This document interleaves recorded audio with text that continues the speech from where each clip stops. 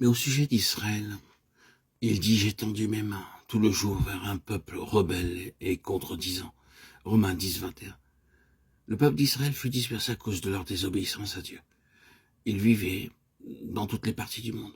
Nous les voyons maintenant revenir et forcer par plusieurs circonstances à s'établir en terre sainte. Ils emportent avec eux la richesse et la connaissance des autres pays. En l'espace de 25 ans, ils ont transformé le pays désert en un pays fertile. Si vous étiez en Israël il y a 25 ans, vous aurez vu qu'un désert. Vous trouvez maintenant un beau pays, ainsi que des villes prospères.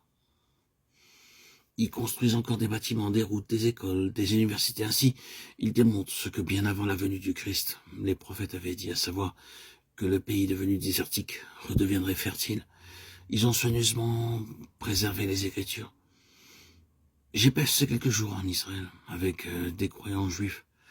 Ils m'ont dit qu'ils ne pouvaient qu'être désolés à cause de leurs compatriotes. Ayant de tels avantages, ils sont encore dans les ténèbres et la cécité. Ils peuvent vraiment être appelés le sel sans saveur. Ils sont dans une totale cécité spirituelle. Ils se sont farouchement opposés à l'évangile du Seigneur Jésus-Christ. Ils n'autorisent personne à prêcher ouvertement l'évangile. Ils ne se soucient pas de l'entrée du mal dans le pays. En fait, ils en ont déjà introduit de l'Europe et d'autres pays pour leur venue, par leur venue. Ils ne veulent pas de l'évangile. Ils sont comme du sel sans saveur.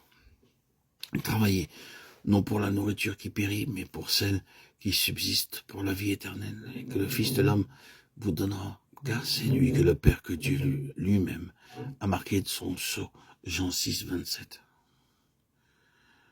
Le Seigneur déclara au peuple qui le suivait la raison, les poussant à le suivre. Parce qu'ils avaient mangé des pains, à l'entendu de ces paroles, ils furent offensés et partirent. Jean 6, 5, 26, 27 et 66. Ils pensaient que c'était merveilleux d'être nourris miraculeusement, sans travailler, sans même le souci de cuisiner. Ainsi, le Seigneur leur dit au verset 26 et 27, « Vous recherchez des pains pour vous satisfaire, peu importe l'espèce de pain que vous mangez. Cela ne vous donnera aucune vraie satisfaction. Je suis le pain de vie, vous devez manger. Vous devez me manger. Je vous enseignerai comment me manger. Alors, vous vivrez éternellement. » À ces paroles, ils se mirent en colère, furent offensés et ne marchèrent plus avec lui. Ils étaient tout proches, mais ils faillirent. Ils auraient pu recevoir le royaume de Dieu, mais ils partirent avides. Ils étaient du sel sans saveur. Êtes-vous comparable à du bon sel ou n'êtes-vous que du sel sans saveur? Oh, combien d'ennemis, d'amis, d'étrangers, de parents ont été spirituellement bénis par votre vie.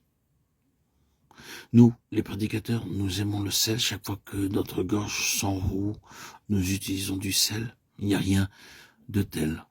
Combien nous sommes tous reconnaissants pour le sel. Juste un peu de sel soulage. C'est ainsi que votre vie doit être. Nous sommes par nature comme le poivre. Plutôt que d'amener du soulagement et du réconfort, nous heurtons la sensibilité des autres et nous apportons la peine. Certains apportent la bénédiction et nous sommes tristes lorsqu'ils sont partis. Tout comme une petite quantité de sel, il vous apporte réconfort, joie, encouragement et rafraîchissement.